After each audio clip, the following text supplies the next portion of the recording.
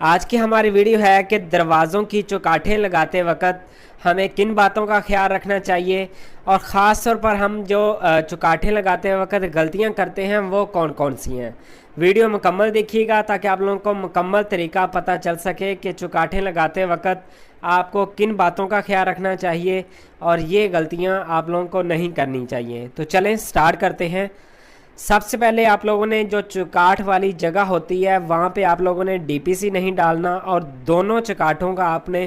اوپر سے لیول دیکھ لینا ہے، بالکل سیم ہونا چاہیے۔ بعض جگہ پہ جیسے یہ دونوں بیڈ روم ہیں، ان کی چوکاٹیں ساتھ ساتھ آ رہی ہیں تو ان کا اوپر سے لیول بھی بالکل سیم ہونا چاہیے۔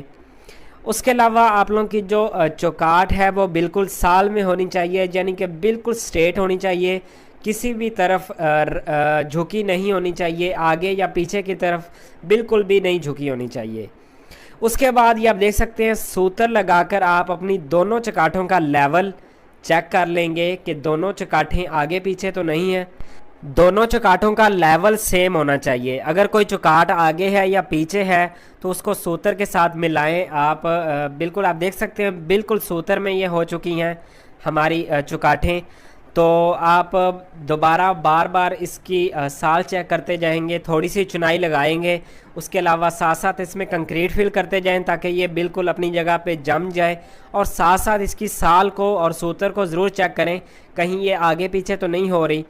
تو یہ آپ دیکھ سکتے ہیں ہم نے چوکاٹیں ان کو لیول اور اس کے علاوہ سال میں کرنے کے بعد ہم اس میں کنکریٹ فل کر رہے ہیں تاکہ یہ یہاں پہ فکس ہو جائیں اور ان میں کوئی بھی آگے پیچھے یا اوپر نیچے یا ہونے کی کوئی بھی گنجائش نہ رہی۔ تو چوکاٹیں لگاتے وقت آپ ان باتوں کا خیال رکھیں گے تو آپ لوگوں کا جو دروازہ ہے وہ بھی بالکل خوبصورت فٹ ہوگا۔ اس کے علاوہ آپ دیکھ سکتے ہیں دوبارہ ایک دفعہ ہم نے کنکریٹ فل کی اور دوبارہ پھر اس کی سال چیک کر رہے ہیں، کہیں کنکریٹ فل کرتے وقت ہماری چوکاٹ میں کوئی سال کا فرق تو نہیں پڑ گیا۔